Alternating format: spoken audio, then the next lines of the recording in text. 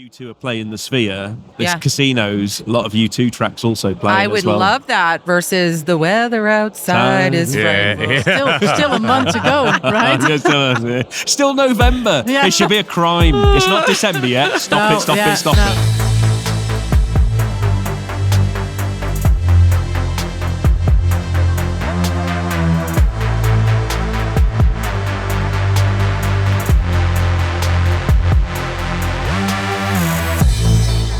Welcome to Cloud Realities Live, a conversation show exploring the practical and exciting alternate realities that can be unleashed through cloud-driven transformation.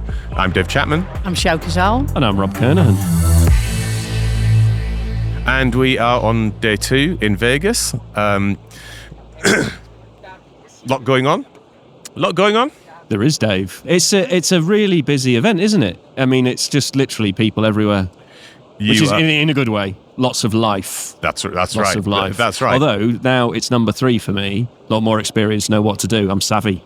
I'm not as like bright lights, big city confused anymore. I know exactly where to go. No. Really? Well, The secret agent routes through the conference. You have demonstrated your preparedness for this, Rob, in multiple ways this week.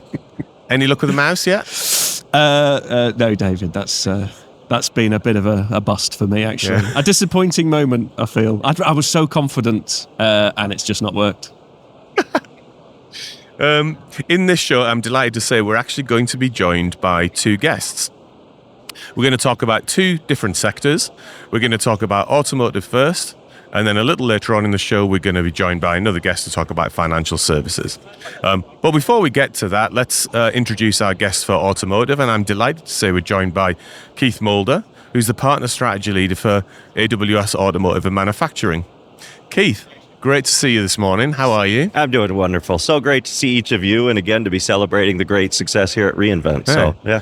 Do you want to just tell everybody a little bit about your role and a little bit about what you do? Yeah, so from an industry solutioning perspective, AWS is doubling down on helping customers with industry problems. So the partner strategy leader works with great partners like yourselves and figures out where the white spaces are to help with their specific industry solution and their need.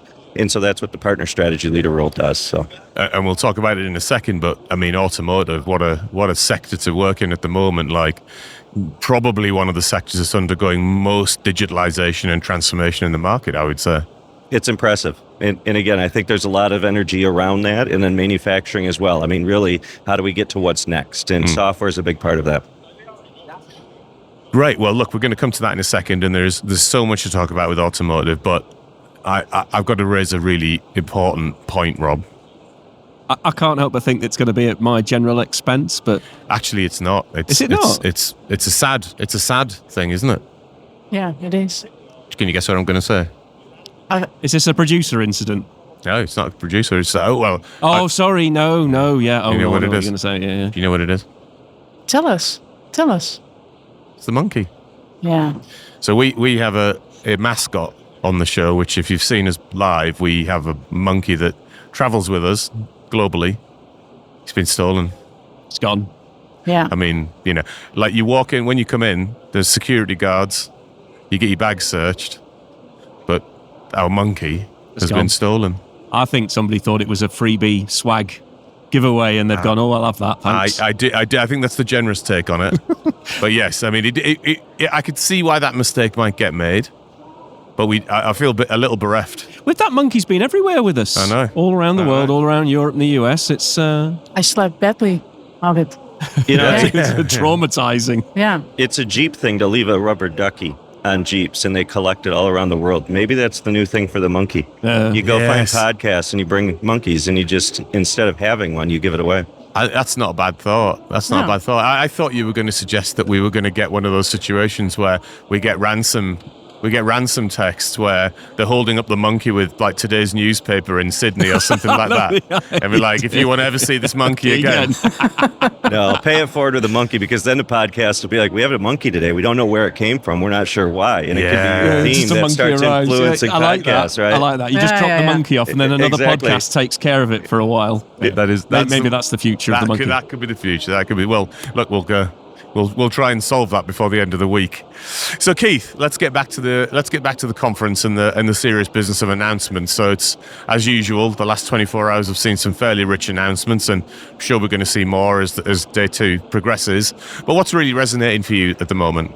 So the nice part for AWS is we can finally talk about all these great things that the teams have been working on. So one of them specifically within the automotive and manufacturing sector we're proud about is the announcement of the partnership with Qualcomm. So having an industry-specific instance, having that availability, and having that support BMW in their next generation vehicle, that's one big announcement that we're really proud of. The other one that occurred yesterday is the NVIDIA announcement with AWS. And not only from the AI standpoint and the supercomputers and the work that's going on there, the most performant cloud data center that's going to be in existence. And then in addition to that, the Omniverse and the graphical workloads as we talk about manufacturing. Right. So metaverse and having that 3D visualization. So we'll have all of that capability with AWS and NVIDIA together. Right. I mean, exciting stuff. And maybe that gets us on to the first major theme that I wanted to cover in the world of automotive, which is the connected car itself. So, what are you seeing in that world, and how do you think some of those announcements might kind of help drive the innovation in that space? No, I mean, tens of millions of cars are already connected on AWS. So that's really the great part. But how do we make that easier? And how do we make that quicker? And that's always the question. So I know IoT FleetWise is one of our services that's debuted here. We have a number of partner solutions as well, but making that so it's simpler for the OEMs and the people that consume that data to get the intelligence they need to then deliver more features. Because at the end of the day, it's about the customer. So if I'm connecting my car, why am I doing it? I want to provide something. And that whole connected car experience really, really changed the whole way you interact with the vehicle, the types of services you get from it, but also the data and analytics that can be fed back and improve the experience and everything else. So the car, almost the experience in the car can change as you're an owner of it, as the software gets updated and the way it interacts with the user. It's quite exciting. It is.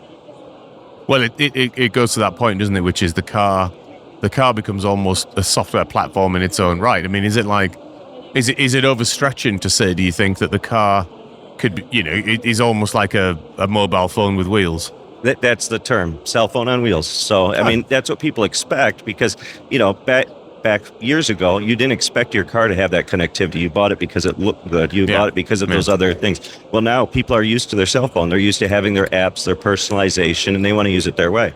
They expect the same from their car. So the consumer has adapted to that behavior, and we need to deliver that in a car. Yeah. So on that case specifically, so where would you say we're up to in terms of delivering that vision? I mean, I can guess that certain manufacturers are actually quite close to that at the moment already, probably. And then where do you see, like, say, over the next 12 months, that going? Have you got like an ideal model in mind about what that might look like? Well, it's great because we're here at reInvent and we have an automotive booth in the Expo floor space, and it's got the brand new i8, the electric i8. Oh, yeah. And in the rear, not only do you have full massaging seats that recline like a first-class airline seat, you're watching a full widescreen connectivity display, and that's all connected to the internet. So you can get any app you want on there. So if you want to do video conferencing, if you want to watch a movie, if you want to that's the type of experience. So I would say today we're already seeing it, but now how much more can't we do? And that's really the great part of it. Yeah, exactly. I mean, when the car actually flies, that's where I've got my marker. Do you not think that would be a new form of chaos? Although with the Las Vegas traffic at the moment, because of the Formula One, which has not been so popular in this city, that's right, is causing bedlam at the moment. So maybe the flying car is the answer. It would be awesome. It would. It would solve. I'm not sure though if Marcel was driving like he drove the other day, where there was a bit of a traffic incident. He's kind of looking the other way now as I look at him. Marcel was driving us in, and let's just say there was a few concerned passengers in his car. It was a unique place to do a U-turn. I'm not sure anyone's done one there before. What, you mean a U-turn into oncoming traffic? Yeah, it's an unusual choice, isn't it? He needed some more ADAS features to help him out as well. This is where the autonomous He needed software-defined features to help update that, where the car actually goes, what on earth are you doing? No, we're not going to let you do that. Right? This is where, if we did have Kit from Knight Rider, he probably would have stopped the incident. Exactly. Yeah. Yep, exactly. I'm sorry, Marcel, but I don't think you should be doing that. So let's move on to the second big theme that we identified in the world of automation, and no prizes for originality on this, but it's perhaps one of the most important elements, which is energy transition. And obviously, post Tesla, there's been a huge move forward in terms of battery power, and there's announcements around extended range in pretty much all of the major manufacturers today, which is exciting. Like in my mind, it gets really interesting when you get to a reliable 400-mile range, but that's just how I measure my life, because that's my house to my parents' house. So it's like once it's got that range, it becomes usable to me, sort of thing. But there's also hydrogen coming along, which I think isn't the smart money on hydrogen potentially being the better solution. But what have you seen from your seat, Keith? And how optimistic are you in terms of that move to clean energy, longer ranges, more reliability happening in the shorter term rather than the medium term? No, I love it. And innovation's a constant, and that's what we all know. So charging speed is another factor. We tend to talk about range a lot, and that's because of the anxiety of I don't want to necessarily charge my car for multiple hours. Well, we're also seeing prototypes coming out where they're able to charge in minutes, versus hours. That's quite cool. That also changes the game. So yes, range is going to continue to be a big part of it. Yeah. And obviously density and weight play a factor in that. The consumer preference and the geography. People that are in North America are going to have a lot more needs for range. And, somebody that's maybe in China is going to have a different need that way. So you're going to see adaptation that way. And then I love how you talk about the different technologies too, because whether it's battery technology, whether it's hydrogen technology, we're not done. I mean, we're just at the beginning of this transition, and look at how awesome it is already. Yeah, right. I mean, I have you made the move yet? No, I thought about it. It's the range thing for me. Yeah.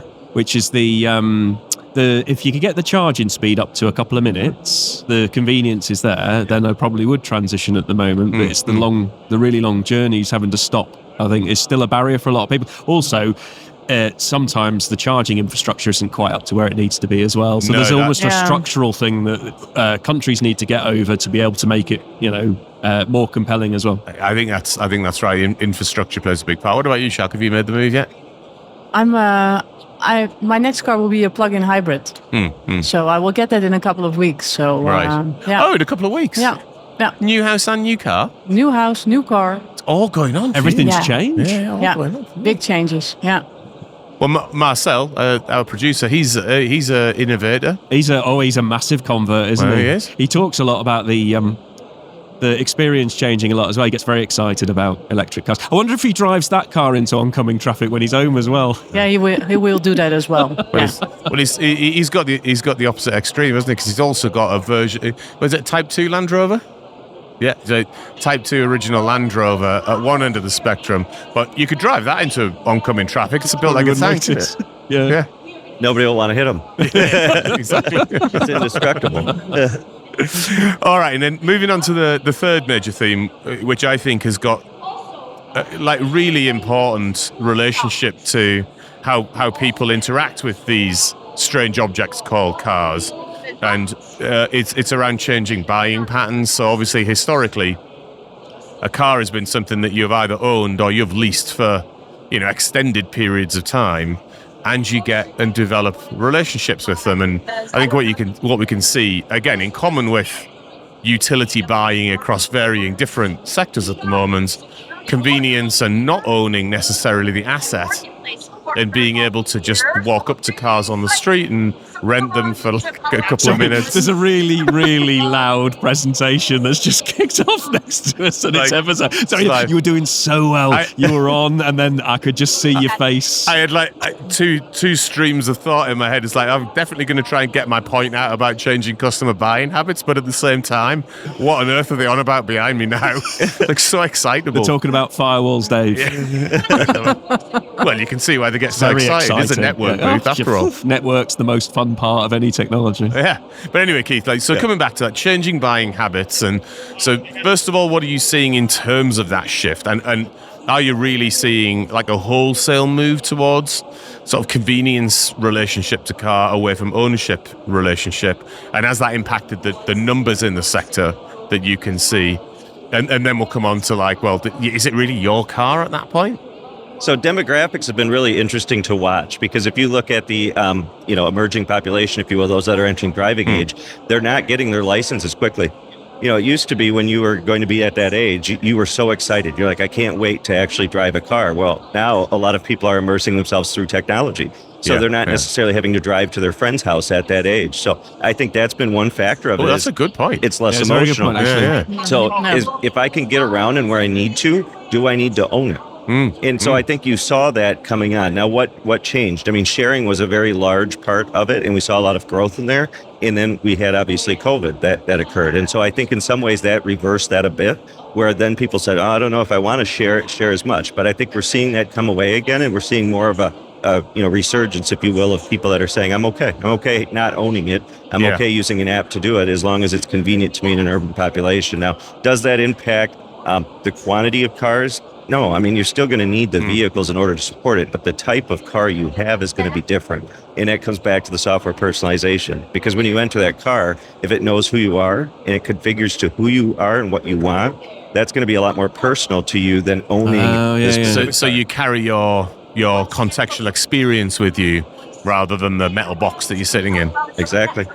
Yes, it's where the ownership of the experience or the configuration of the experience sits. I think it's good. Yeah. And it goes back to the when people shifted to streaming music services, the loss of the physical ownership of the CD or the vinyl or I have the MP3, and we've got over that. Yep. So maybe it's the thing with the car we will eventually get over it. Same type of experience shift, isn't it? But an interesting analogy, because have we gotten over it? Because, people have started to buy vinyl again. We were just talking the other night in the bar, actually, if like the resurgence of CD and DVD is also happening. And these are formats you would think have no intrinsic, particularly I can see why people like vinyl. You get a big sleeve and it's like a very tactile, collectible thing. But CDs is that's just a digital transport media. If you've got a CD, just have the MP3. It's it's the same. It's the same. It's Arguably, the MP3 will be better quality. So you won't have the compression. But is it like the whole notion of in the digital era, we've seen mass adoption, and the digital stuff will stay mass adoption, I have no doubt. But we have also seen the rise of dead format, where humans have gone, actually, I like a tactile relationship to a thing, so therefore I'm going to start buying vinyl again. What do you think, Keith? Do you think that could hold for the world of cars? Because there's classic car ownership versus kind of modern car transactional ownership. What do you think? So I think, I remember having a CD in my age where you had the anti-skip protection. So if you were out walking, you were helping for a 60-second anti-skip. I mean, that's the technology side that just doesn't make it convenient. So there's some nostalgia. I'm going to celebrate listening to vinyl because it listens well. But when I'm actually traveling, when I'm actually doing my real life, I'm going to use my digital copy. Yeah. And I think the same thing is true. Yeah. Right. So I don't think you're going to see people go backwards in that. I think you're going to see some memorabilia in regards to it. Now, one thing a car has is it defines who you are. I mean, you're still an image bearer with what you drive. You're asking today, are you an electric car? You have a Land Rover this generation. I mean, some of that's in your identity. And if it's all digital and it's just shared, do you still have that? So I think there's a longer journey to ever say, we're going to get away from car ownership as a whole. I think you're going to see more people, though, say, do I really want to make that expense at this stage in my life? Or maybe I'll be okay sharing and having that. So you'll have a more balanced approach. Right. And look, brilliant discussion today. It's actually a discussion I could keep having. It's pretty fascinating, these physical to digital shifts, particularly when it comes to the human emotional relationship to that thing. So we'll obviously keep tracking it. And thanks a lot for your time talking about that today. Thank you. But now let's move on to other things that have happened at the conference. So Sjoukje has been keeping an eye on announcements. Yeah. Why don't you run us through a few that resonated with you?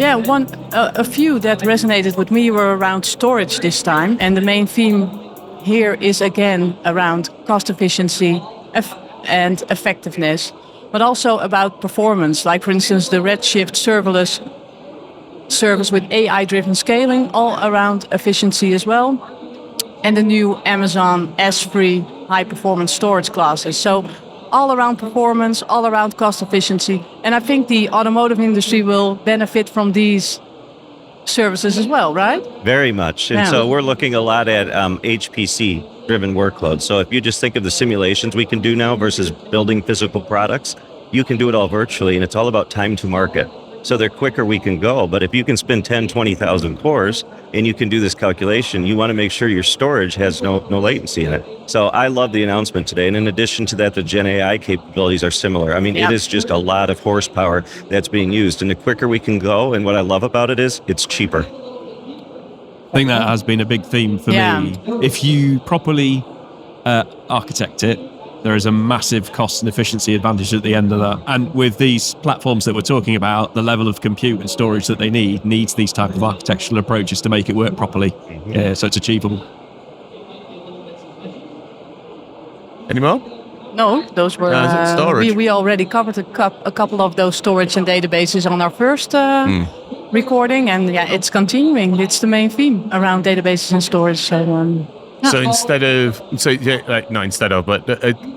during the week so far, let's just maybe just do a beginning of day 2, a little bit of what are we seeing emerging as key themes? What do you think? So the AI story took a little bit of time to get going, but we saw Q yesterday, so there is a theme, and we saw a bit in the keynote that we'll talk about this afternoon, so that is there. Interesting emergence of the AI conversation in the conference generally. Like other conferences we've been to this year, AI has been kind of advertised at the airport as you're arriving, all the way through to then the major keynote. The first thing, the first 2 letters that came out of people's mouths are AI. The emergence of it has been different here, Keith. What's in a really interesting way, I hasten to add. What's your take on the positioning of AI within the conversation this week? Yeah, so I just think from AWS's perspective, it's just great that it's so public and you can have Thanksgiving conversations with your family about AI, and everybody's talking about it. But for AWS, it's been decades of AI and ML-driven technology. So to us, it's more about, are we solving the customer problem? And what are we doing, in order to accomplish that? So the announcements today just continue to reinforce. I mean, we're on multiple generations of solutions. We have multiple options to support it. Q is just another example of that. So I think instead of saying that's the only part of the conference, it's, hey, that's continuing to mature just like all these other capabilities that are enabling it. And I love our sandwich approach where we talk about the 3 layers. We start at the infrastructure layer and we move up to the application layer. And it really is a holistic, secure, enterprise-grade ready solution for AI. And that's what AWS is about. And there's a theme there around practicality of computing on this scale. Yeah, so we saw last year, actually, at last conference, supermassive architecture scale. Werner Vogel announced that with that. And I think that's now bedding in, and we're seeing a next level of maturity associated with that with this one. That was good. Yeah. I think the other theme that came out this week, and it was really that set the opening tone. We talked about it on yesterday's shows, which is the modernization route to more economically viable cloud, as well as then getting all of the innovatory upside of being able to use the new toolkit. I thought that was actually a really interesting way to open the conference. And I suppose the one thing I'm picking up at this conference is it's an integrated story, because AI, great, but you need all the other things around it, the foundations and the capability and the practical nature of it, and the cloud native style architectures and the efficiency underpinning it when we talk about going enterprise-wide scale at the core. So we seeing that kind of the practicality, an interesting positioning of modernization, and maybe some re-business casing around why you might do modernizing and go on. But what is an expensive journey? So how do you better equip organizations to go on that journey? Great theme. AI, but positioned as a very integrated story, and then kind of an ongoing storage evolution and data position. Have we missed any big themes so far for you, Keith? As we've got 30% into the conference? I love how Adam started the keynote, and I think we're hitting on it today too. This is available to everyone, and this is really what the cloud's about. And I love how they started there. I mean, you imagine trying to build this infrastructure yourself for this capability. I mean, anybody from a college campus to the largest organization has the ability to use what everybody else is using. And now with these very large supercomputers. So again, I just think it's a testament to where the cloud is and where it's going. And it's just beginning. I mean, there is so much more that's coming, and we're excited about that. That's a very good point. The democratization has continued and doubled down on. So that's available to all. The foundation is ready, and now you can build all those innovative solutions on top of that. Yeah, I really love that. Yeah. It's a great note to end the conversation on today. Keith, thanks again for joining us. It's been great to see you, and I'm sure you've had a very busy diary, so we really appreciate your time. Really appreciate being a part of this. So, yeah, great conversation. Again, congratulations on the Partner of the Year award, too. So, Capgemini, nicely done. So, stoked about really that. appreciate the partnership. Thank you. Yep. But we end every episode of this podcast by asking our guests what they're doing, what they're excited about doing next. And, of course, we're in Vegas. So, Keith, what are you excited about doing in Vegas next? So, we know what's coming. So, Bill Voss's presentation is coming tomorrow. He's going to have a lot of cool announcements in his. So, I'm most excited for that. And then, in addition, my AWS sneakers and continuing to rock the conferences. Yeah, we get a lot of steps in that. So those two things excite me the most. Just looking at our producer, where's ours? Where are our sneakers? Mate, we haven't even got stickers, never mind sneakers. There's standards are slipping, Marcel. I think you will order them after this recording. Sneakers and a monkey. Yeah. Exactly. That would make us happy. Too soon to talk about the monkey. I haven't quite got over it. Yeah. Too raw. So a huge thanks to our guest this week. Keith, thank you so much for being on the show. Thank you.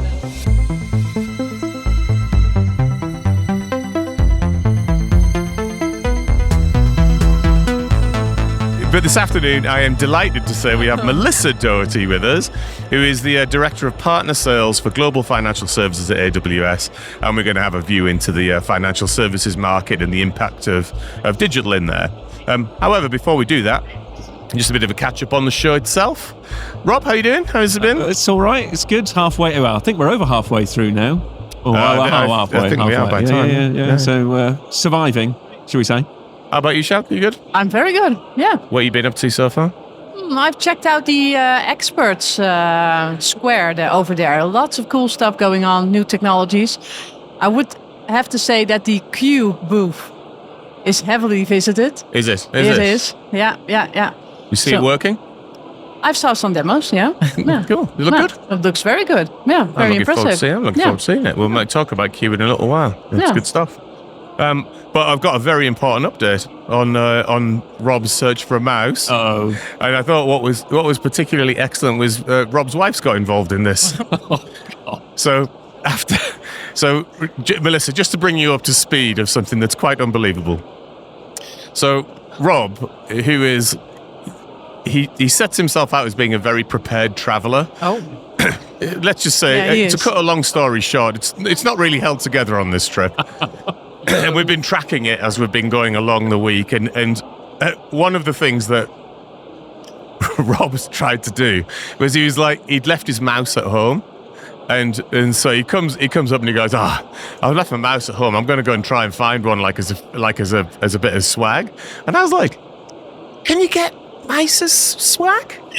I'm not sure I've ever seen people give away mice before. Anyway, he goes off incredibly certain of himself. That hasn't gone particularly well. But there's a bit of a follow-up to this, which is Rob's wife. Hi, Christine, if you listen to this one.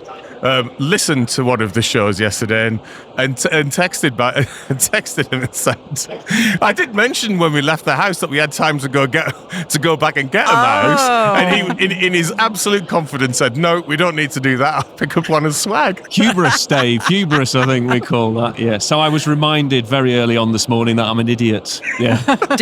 Do you have one yet? No. I've failed miserably to find anyone. If anybody's listening and they want to send me a free mouse, feel free. I'm up for that. Might be a bit late by then. Yeah, well, you know. Did you find any swag, though? No, it's lots of wheel spinny things, right? Spin the wheel, you get your swag, chocolate bars, books, all that sort of stuff. You got a Lego set? I won a Lego set yesterday. Actually, I had to answer 4 trivia questions. And I got some Lego, which I'm quite excited about. That's much better. I only have a pair of socks. No, you see. Yeah. Have you looked for any swag, Melissa? I have not had time to go and search for the swag. No time. Me neither. If someone said that there was a humidifier somewhere out there as swag, I would literally be out there right now. There is the next best thing, though. People are doing branded lip balms. Lip balm? Yeah. Which I thought that's probably the best piece of Vegas swag I think I've seen. Yes. Yes. That's good stuff. Anyway, talking of Vegas, shall we crack on? Yes, please do. If we could move along now, that would be lovely. Thanks for coming though, Rob. This material's unending. Right, so Melissa, just tell us about the show for you so far. What's resonated with you? Sure. What have you been engaging in? So this is my 8th reInvent. So I have been part of this for quite some time, and this year is incredible. I think we've got somewhere close to 70,000 people here this week in Vegas. Wow. It is noticeably busy. It I would is say. absolutely insane. So is it the biggest? It must be the biggest. It's by far. Yes, Yeah, it is the biggest. So I think for me, just getting to meet with all the partners in one spot, listening to how they're innovating on AWS and how they're solving customer problems, and just kind of cycling through those conversations. I'm getting excited about what next year is going to bring. Right, So closing out 2023, looking forward to 2024, and what our partners are going to do with and for our customers, looking forward. So, and of course, meeting with my coworkers that I don't get to see because we are all over the globe. Mm-hmm. So, collaborating with them as well has been super exciting. Yeah, definitely part of what makes this conference in particular buzz is people getting back together, haven't seen each other for ages, and catching up. And in 3D, always better, as I always say. Yes. The video conference, it's okay, but being in person, there's nothing like it. Yes, there is nothing like it. And I like bumping into colleagues from old from your old organizations, exactly like one of your colleagues I used to work with. Yes. Yeah. I would give him a shout out, but he's actually not listening to us at the moment. He's took his headphones off. To be fair, Dave, the way you know everybody, it feels like you know about 10% of the conference. You just say, hello, how are you? Remember when we this ... You have a remarkable network here. There's every turn a corner. Oh, hello, Dave. It is quite a joyous thing. It's like thoroughly enjoyable, It's a small industry.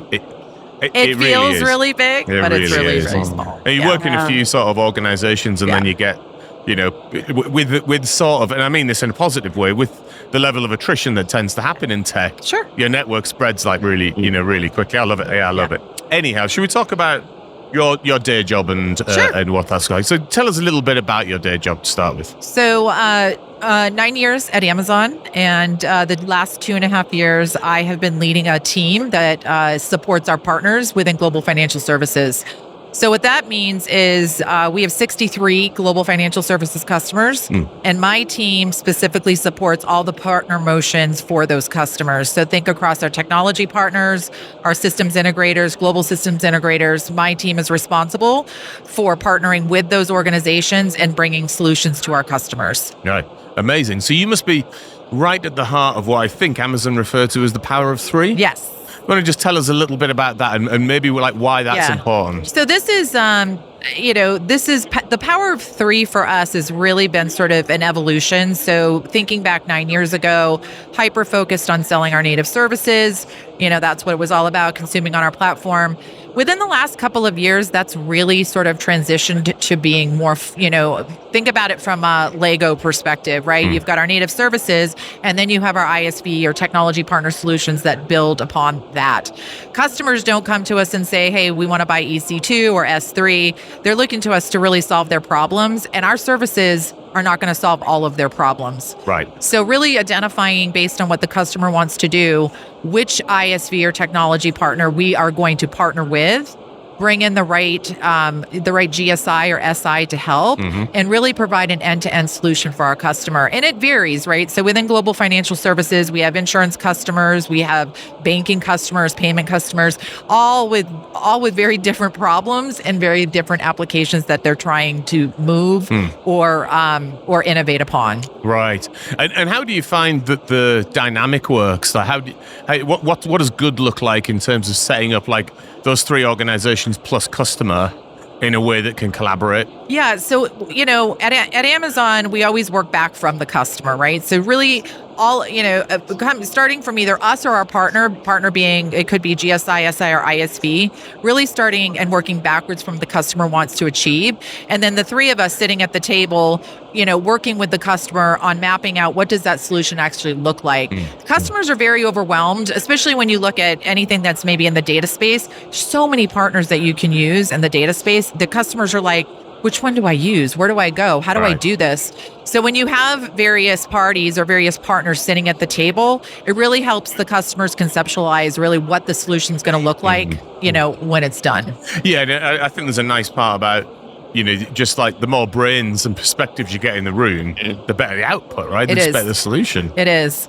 And today, and consequently all week, we've been, almost every single meeting I have been in, this topic has come up. Right. With every single partner I have met with and customer.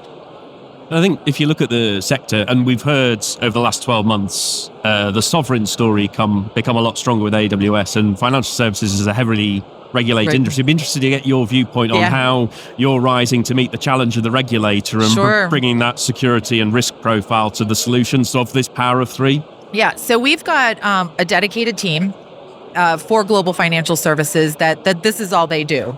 For the last 6 years, this team is being built out to really address this in two ways. So first, we have dedicated security and compliance folks that assist customers with their governance, risk, and regulatory and compliance needs. We have a global audit and due diligence team that also helps assist. Yeah. So, over the course of this last year, that team has addressed over 40,000 questions from our FSI customers globally and have helped over 60 customers get ready for their audits. So in addition to that, the FSI security and compliance team works with our security assurance team, public policy, legal, and service teams to get the voice of the customer to the regulators. Obtaining global certifications and addressing upcoming rules and regulations that come into play. So really, we're trying to get in front of it and putting the customer voice in front of the regulators before they make decisions. Yeah, and it's that, and we're seeing the regulators become more cloudy. Yes. And cloud suppliers are rising to meet the regulator. Yes. And I think there's this happy bit in the middle where everybody's arriving, and we see it in various sectors like defense, public sector, financial services is becoming the norm now, which I think is a very powerful change that's occurred for me in the last couple of years, particularly. It is, and it's an education, right? So this is new for the regulators, so they're adjusting, and we're trying to help them adjust along the way. Yeah, and I think it's working. It's starting to. There's a seismic shift starting to occur, I feel. Yes. Yeah, indeed. I agree. And I wanted to wind the clock back a little bit on AWS in financial services, because some of the most significant early moves to the cloud happened in the world of financial services with AWS, I think. And going back to the days of Capital One's move. Yes. I know at the time, I was at BP, and BP were moving to the cloud at a very similar time to Capital One. So I remember those days. So perhaps tell us the story. So from those early days of Capital One, how has things progressed? And I know there's been some mega work done at an organization that we're going to talk about in a second. So maybe give us the background. Yeah. So, Capital One was the exciting start. Nobody could believe, holy moly, banks are moving to the cloud. Right. This is so scary. Since then, what we've seen is a lot of the banks, insurance organizations are moving their infrastructure, right? They've moved it. It's the easier stuff. Now they're looking at apps. They're trying to figure out how do we modernize our applications? How do we take more solutions to the line of business? So either, better customer experience, et cetera. We've seen recently companies like NASDAQ, and NASDAQ has been mentioned several times over the course of this week, successfully moved their core trading system of NASDAQ MRX to AWS. Wow. It's one of 6 U.S. options exchanges that are going. We've already done 5, and I think outside of U.S. we've got about 20 more to move. I mean, that must have been extraordinary in terms of the latency challenges you would have thought. Oh yeah, definitely. We co-designed the ultra low latency edge computing system for capital markets all across. Right. NASDAQ and AWS are changing what's possible for capital markets. This move is a pioneer, correct? Yeah, right. With the migration of MRX to AWS, enabling NASDAQ clients to easily and seamlessly transact billions of dollars each and every day. I mean, the age of a cloud. I'm sorry, I was going to say the age of cloud is definitely upon us when you hear such critical systems. Yes. Trusting cloud, yeah. So we see critical national infrastructure move. We see massive financial systems move. It's here. It's like we are in that era now. It is today. I think what's also interesting about that case study is the is the maturation of the architecture as well as the technology. So Yes. you're getting like multi-layered architecture. So everyone leaps to this conclusion that cloud is just this big centralized thing, but it isn't really. There are at least Heavily distributed. yeah, Heavily, Yeah. yes. heavily Yeah. distributed. See, the cloud, the public cloud itself is distributed. Then you've got sort of fog compute with things like outposts, Local And- regions. Right. local regions, and Yeah, then of you course got- you've got the power in the edge now as well. Like all sound like they're coming together in a NASDAQ solution. Yes. We've also got companies like Morningstar Risk Model Solution for multi-asset portfolios was taking 10 hours to run a single model with single currency in for a single day. And the scaling was just not feasible on on-prem architecture. So with AWS, Morningstar's platform is now 160 times faster and Wow. reduced calculation time by about 98%, which enabled the company to expand from 50,000 assets to over 5 million. Now that's a business case you like to Yeah. hear, isn't it? I mean, that's not a 20% improvement, and Yeah. that's a woof. That's Yeah. a very significant upside. Quantum I would leap. say. Yeah, I would say. I'm surprised you haven't banged on about convergent technology yet. Oh no, I'm not going to say it on this one, Dave. That's it. Dis- I'll avoid it. disappointing. You can't do that to me. No, it's one of Rob's favourite subjects. But it is converged. I also thought it was interesting, back at the beginning of the story when we talked about Capital One. Capital One themselves have a booth here. Yes. I mean, it's like... And we are seeing that, and there are other customers that I can't mention that are also engaging in early stage discussions around selling Right? their IP. I mean, it's quite something. So I'm gonna go and have a look at the Capital One booth. I haven't made it over there yet, but Yeah. it's really fascinating that they've got a booth at a tech conference. Well, if you've got an approach and a technology stack that works and is proven on Yeah. scale, and you're a bank that hasn't, Right? it's a how do I leapfrog? And it's a quick way to leapfrog, isn't it? So It the is. monetization of the last 8 years of cloud journey, I mean, that's got huge amounts of value in it. Right? Amazing. It's a good business model. It Become the supplier of the bank to the banks. incredible. Yeah. Of course, one of the biggest challenges of a financial sector itself is legacy and legacy modernization. And Sjoukje, I think there has been announcements around legacy modernization.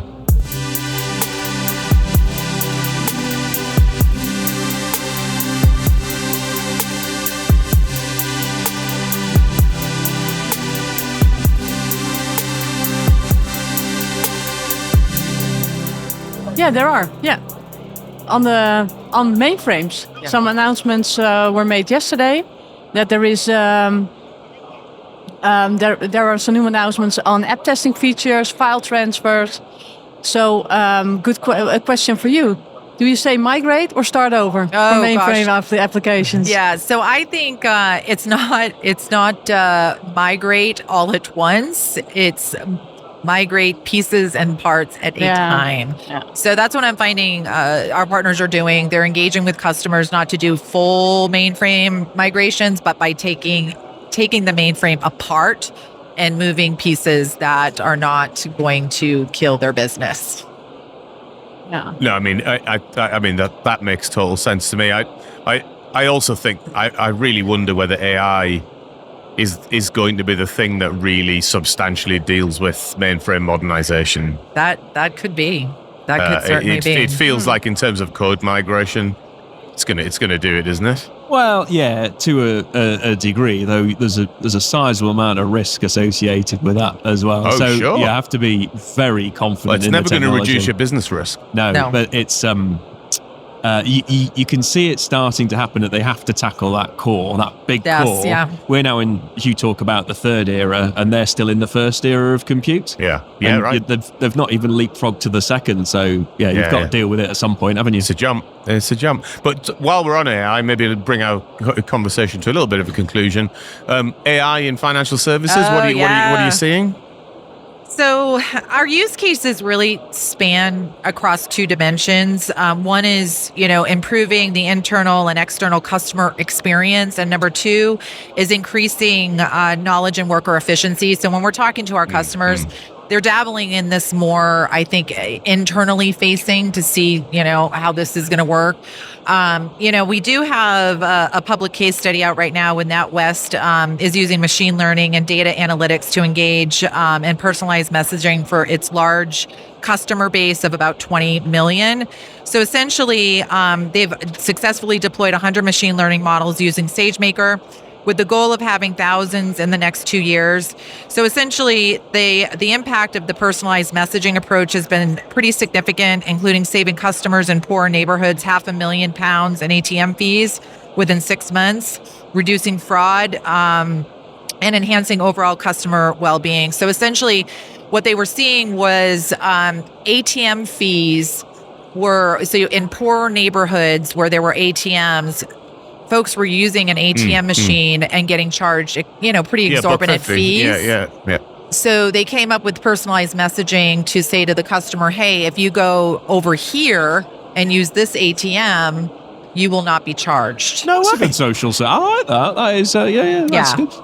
Although I do feel that financial services, because they're so focused on competitive advantage, because it is a very fierce market and sector, that they're going to be, again, like they were the pioneers of cloud, and they went in with big systems. They're probably going to be the pioneers in AI and ML as well, because they'll get the edge. And when they see the edge, they'll exploit it, because that's the nature of the sector, isn't it? Yes, it sure is. Yeah, totally agree. Brilliant. Look, well, on that note, thank you very much, Melissa, for that for that insight into what's going on. I particularly like the Power of Three model. I think there's something really useful about it. Yeah, I think we'll see more of that, a lot more of that in 2024. Looking forward to it. Yeah. So before we wrap up, Sjoukje, other announcements since we last talked? Yeah, a few.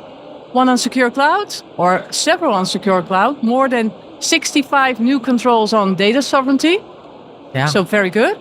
High performance computing updates, memory intensive workloads updates, serverless performance and scaling updates. So, and also for databases and coding features. So that's it. Cool. Yeah. So like a lot of underlying performance and functional upgrades, control, security, meeting we've seen a lot of sovereignty challenges coming to, or answers to sovereignty challenges, and they're just being announced again and again. And cost reduction, ongoing cost reduction. Yeah. Yeah, that continues that theme of sort of the practical enhancements that are dealing with some of the practical stuff, as well as the sort of more top of stack, sexy stuff. Yeah, and we saw that last year here at reInvent as well, didn't we? Yeah. With the sort of, you can do it at scale and you can do it efficiently at scale. Right, yeah. As you remember, we spoke about supermassive architectures last year when Werner got on stage. I'm really interested to see what he's going to say tomorrow, because I suspect it will be big announcements again from a technology perspective.